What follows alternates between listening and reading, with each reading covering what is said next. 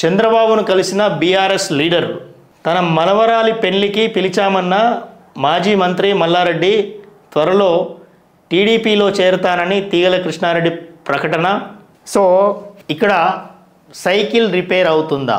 తెలంగాణలో ఒక రాజకీయ సంక్షోభం ఏర్పడుతుంది. బీఆర్ఎస్ కనుక కాంగ్రెస్లో విలీనమైతే లేదా కాంగ్రెస్ బీఆర్ఎస్ ఈ రెండింటినీ ప్రజలు నమ్మడం వాళ్ళ మీద నమ్మకం కోల్పోతే ఇప్పుడు రాజకీయ సంక్షోభం, ఇక్కడ పొలిటికల్ లీడర్లో పొలిటికల్ పార్టీస్ యొక్క వాక్యూమ్ ఏర్పడుతుంది. ఎందుకంటే బీజేపీ పార్టీ ఎలాగో పనిచేయట్లేదు. సో కాబట్టి ఇంతకుముందు చాలా పార్టీలు పెట్టిండ్రు. మొన్ననే ఇక్కడ పొలిటికల్ వాక్యూమ్ ఉందని చెప్పేసి మనకి బీసీలు ఒక పార్టీ పెడదామనే ఒక ఆలోచనలో ఉన్నారు. ఈ సందర్భాన్ని మన చంద్రబాబు నాయుడు గారు కరెక్ట్గా వాడుకునేటువంటి స్ట్రాటజీ మళ్ళీ రూపొందిస్తాడు. ఎట్లా అంటే ఒక విధంగా చెప్పాలంటే ఎన్టీఆర్ పీరియడ్లోనే బీసీలకి కొత్త నాయకత్వము, కొత్త నాయకులు అప్పుడు పుట్టుకొచ్చారు. కాంగ్రెస్కి అగైనెస్ట్గా బీసీలని అంటే ఎక్కువ మంది బీసీలని పైకి తెచ్చినటువంటి పార్టీ ఏది అంటే టీడీపీ అని చెప్తారు.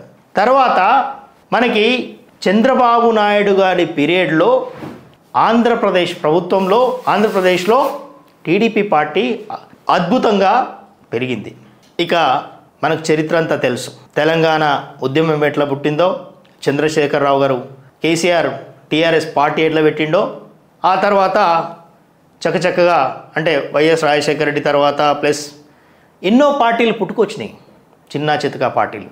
ముఖ్యంగా తెలంగాణ ఉద్యమం తర్వాత చూసుకుంటే ఫస్ట్ కేసీఆర్ టీఆర్ఎస్ పార్టీ పెట్టిండ్రు. సైమల్టేనియస్గా మన తెలంగాణ ప్రజా పార్టీ అని చెప్పేసి టి దేవేందర్ గౌడ్ గారు పార్టీ పెట్టిండ్రు. ఆయన బీసీ నేత, సక్సెస్ కాలే.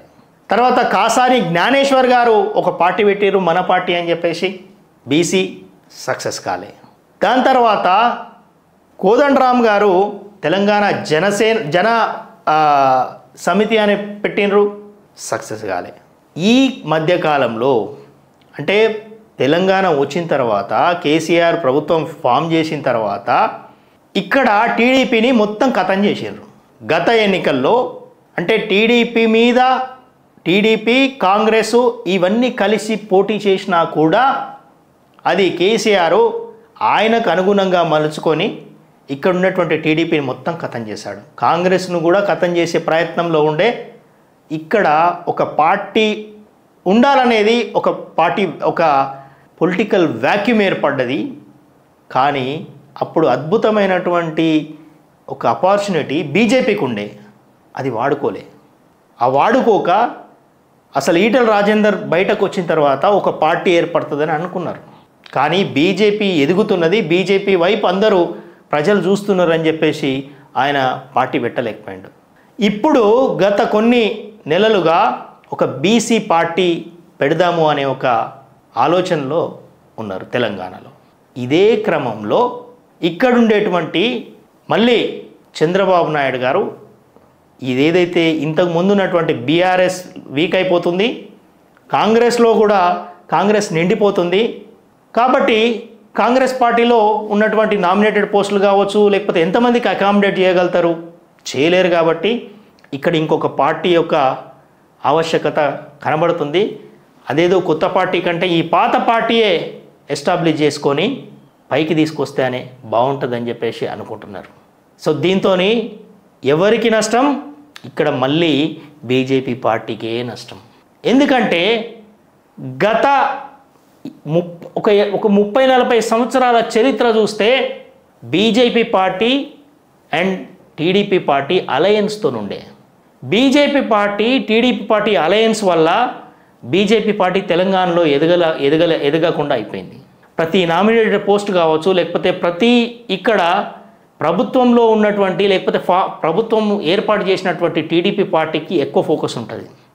ఏదో కొన్ని సీట్లు మాత్రమే వచ్చి ఆ కొందరు నాయకులు మాత్రమే బాగుపడ్డారు, కానీ కార్యకర్తలకి ఏమీ జరగలేదు. ఇది గమనించిన లాస్ట్ 10-15 సంవత్సరాల నుంచి మనం అలయన్స్ లేకుండా పోరాటం చేస్తున్నాం బీజేపీ పార్టీ. దానివల్ల కాస్తో కూస్తో ప్రజల్లోకి చేరింది. ఒకప్పుడు బీజేపీ పార్టీ అంటే ఇంటింటికి చేరలేదు, ఇప్పుడు కనీసం ఇంటింటికి చేరింది. ఇప్పుడు ఈ విషయాన్ని ఇక్కడ ఎవరికి నష్టము అనేది గమనిస్తే ఇక్కడ మళ్ళీ బీజేపీకి నష్టము. మళ్ళీ నెక్స్ట్ వచ్చే ఎలక్షన్స్లో ఇక్కడ మళ్ళీ టీడీపీ బీజేపీ అలయన్స్ అయిపోతుంది. అలయన్స్ అయిపోయి పార్టీ కార్యకర్తలకి అన్యాయం జరుగుతుంది. ఇది జరగబోతుంది. వచ్చే కొన్ని సంవత్సరాల్లో ఒకవేళ ఈ ప్రభుత్వము ఇప్పుడున్నటువంటి ప్రభుత్వము సరిగ్గా నడవలేని పరిస్థితిలో ఉంటే, ఎందుకంటే కేంద్ర ప్రభుత్వము అండలేంది, లేకపోతే కాంగ్రెస్ అంటేనే స్కామ్స్, కాంగ్రెస్ వాళ్ళ పరిపాలన ఎట్లుంటుందో మార్కు ఈరోజు మనకి కర్ణాటకలో కనబడుతుంది. కుంభకోణాలు ఉన్నాయన్నీ హామీలు ఇచ్చేసి తీర్చలేని వరాలు ఇస్తే ప్రజాస్వామ్య కలుషితం అని అంటారు. అవి ఉచిత వాగ్దానాల పేరుతోని రాష్ట్రాన్ని దివాలా దిశగా తీసుకుపోతారు. ఇలా తీసుకుపోయి చివరికి ఏం చేస్తారు, మన రాష్ట్రము వెనకబడిపోతుంది. అద్భుతంగా ముందుకు పోతున్నటువంటి రాష్ట్రము, ఎన్నో రిసోర్సెస్ ఉన్నటువంటి రాష్ట్రము వచ్చే 5 సంవత్సరాల్లో కుదేలైపోతుంది. అప్పుడు కాంగ్రెస్ మీద ప్రజలకి నమ్మకం కోల్పోతుంది. బీఆర్ఎస్ ఎట్లాగో ఎన్ని కుంభకోణాలు చేసినాయి, ఈ కుంభకోణాలు పార్టీలు రెండు కలిసిపోయి రేపు 5 సంవత్సరాల్లో నిర్వీర్యమయ్యే అవకాశాలు ఉంటాయి. దీన్ని భారతీయ జనతా పార్టీ యూటిలైజ్ చేసుకోవాలి.